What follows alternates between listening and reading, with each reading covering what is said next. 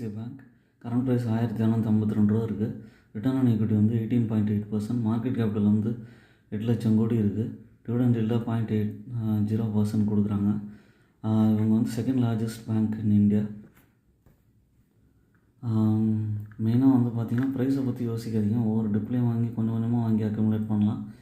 Long term ஹோல்டிங்க்கு தான் நீங்கள் இதை யோசிக்கணும் மேஜராக. கண்டிப்பாக வந்து இது ஒரு 1500 அந்த ரேஞ்சுக்கு போய் தொட வாய்ப்பு இருக்குது.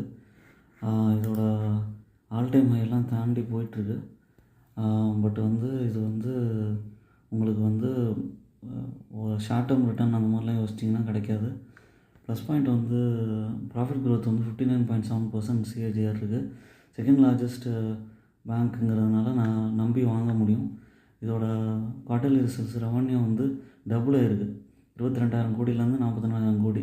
அதனால் வாங்கிறதுக்கு யோசிக்கலாம். என்னோடய சேனலை சப்ஸ்கிரைப் பண்ணுங்கள்.